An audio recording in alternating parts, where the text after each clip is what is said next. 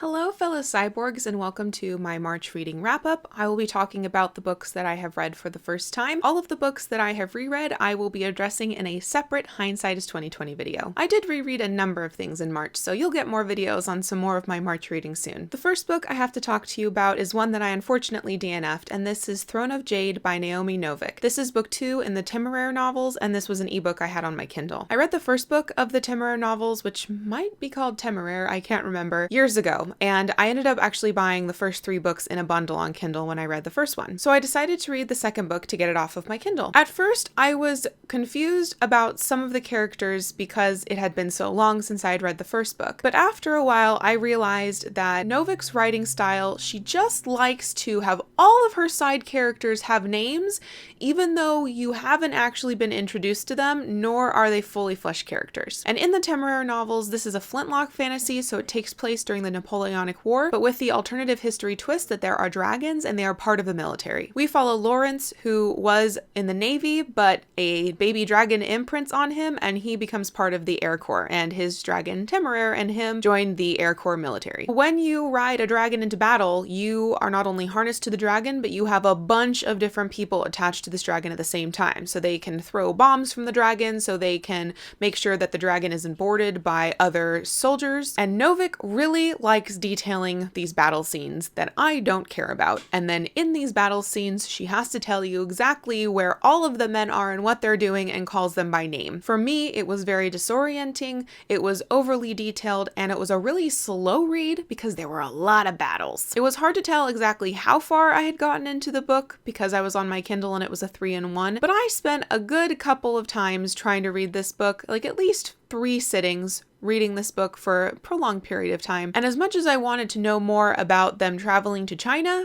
I just could not deal with all of the battle scenes, and it was still confusing with everybody's name. So I decided I did not want to spend any more time on this series, at least right now, and I DNF'd it and gave it 2 out of 5 stars. I then listened to an absolutely fabulous audiobook by Luis Alberto Urrea, and it was called The House of Broken Angels. Urrea narrates this himself, which he did in the nonfiction The Devil's Highway of his that I read earlier in the year, and he is an excellent narrator. The House of Broken Angels starts with a funeral and centers around the birthday party of the dying patriarch of this family. Big Angel is that patriarch, and he is dying of cancer, and he knows that this is going to be his last birthday and has invited his large extended family to this last birthday party. The point of view shifts between Big Angel's different family members, and with this we get to hear about the many different lives of these people who were immigrants to America. I learned so much about the different immigration experiences that you could have, and also just the different ways of living with Latin American culture, especially when you are now living in the United States, specifically California. While at first the amount of characters and figuring out how they relate to one another was a bit overwhelming, at the end of the day, each character became a full-fledged human I would think I could meet on the streets of San Diego. This almost feels like a generational saga, but told out of order and mixed around together. It was just incredibly impressive, incredibly emotive, and I really loved it. I might even have to buy this audiobook since I just borrowed it from my library. I gave this 5 out of 5 stars, and this makes me even more excited to try more from Urrea's backlist. I then had another DNF at 2-star read, and that was Race Against Time. A reporter reopens the unsolved murder cases of the civil rights era by Jerry Mitchell. This was a buddy read with Acacia and one of her patrons, and as much as I wanted to love this nonfiction or even just enjoy it, I had a really hard time with the author's voice in this. He's a journalist, and he needs to get information from sources who have been legally bound to not share information about this important document that's been sealed. But he ends up bothering these sources enough so that he gets information on this sealed document. And then later, when he's getting more involved in digging up information about these unsolved murders of the civil rights era, he gets a call from a government official that kind of spooks him about the fact that he could end up in jail because of what he's doing with this information that he's not supposed to know. Never does it cross his mind that the people he's been bothering for the information could also go to jail. He never at all seemed concerned about his sources who he was putting in legal danger because he wants the information that they have. That felt very irresponsible, and it was really hard for me to care about this person's story when all he cared about was his story and not the people involved. At least that was my impression. I also didn't particularly like his writing style. I found he didn't spend enough time explaining the conclusions he came to for me to fully understand what was happening. The book spans multiple cases that are quite complicated and have a lot of people dealing with it because it's a big government conspiracy of why these cases are unsolved. And I kind of wanted a little bit more guidance of processing through this information and all of these names, and I wasn't given that. So after almost 70 pages, I just didn't want to be reading this anymore, and I decided to DNF. Disappointing because I wanted to know the information in the book, but I just didn't like how it was presented. However, from that DNF, I then finished an audiobook which was amazing, and that's Shrill Notes from a Loud Woman by Lindy West. I loved this. This is a memoir set into different distinct sections about different parts of Lindy West's life. It opens with her talking about what she wants to be when she grows up and the sort of media role models she had being a fat girl growing up. It was hysterical to hear her list the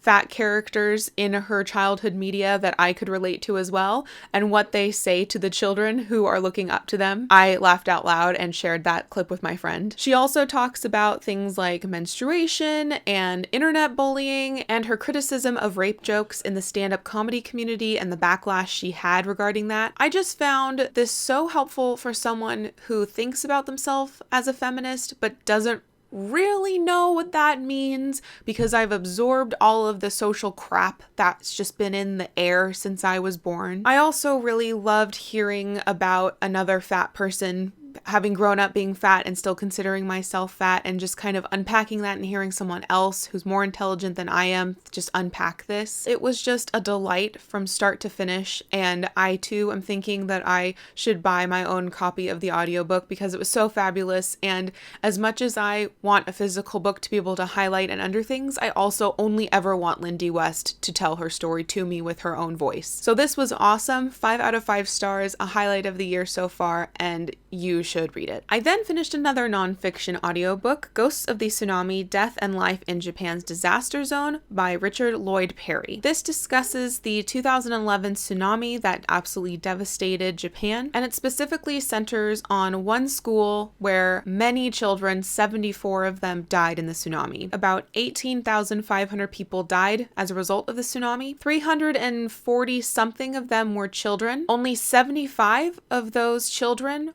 died at school, and 74 came from one school. Perry takes this statistic as the heart of this book, looking into how this catastrophe happened at this one school, what contributed to this tragedy, and then the aftermath of this tragedy with the parents and the community and everything involved. It was a perfect blend of micro-history on this one school tragedy, but also overall Japanese cultural awareness. I learned about Japan's infrastructure, its recent government changes, its relationship to ghosts, religion, and the afterlife. It was a really good blend, and I really enjoyed it. I read this as part of the Curious Adventure nonfiction challenge in preparation for rereading A Tale for the Time Being by Ruth Ozeki, which has to do with potentially debris from the tsunami washing up on Canadian shores. And I'm really glad I did. Ghosts of the Tsunami has really helped me just get better context for what's being discussed in A Tale for the Time Being. So I highly recommend this. The audiobook is also excellent, narrated by Simon Vance, and I gave this 4 out of 5 stars. The final book I finished in March is Island of the Blue Dolphins by Scott Odell. I have been reading this at work with one of my students very slowly, and we finally finished it. I didn't like this. My main complaint is that the writing style is just so dry, overly detailed, but then also incredibly unemotional. This is the story of a young girl who gets stranded on an island for years by herself and the hardships of that life. However, I don't think we ever get to connect emotionally with Karana, and I don't think the story is even encouraging you to, which is really upsetting. It seemed as though Odell was more concerned with how she physically could survive rather than how she emotionally or mentally survived this isolation. And I just don't really care how she built canoes and stuff. I want to know about how she's coping psychologically. I also am really uncomfortable with the fact that this is a white man writing about an Indigenous girl. It just feels like whitewashing, and I wish that schools were teaching narratives about Indigenous people by Indigenous people. So yeah, very boring.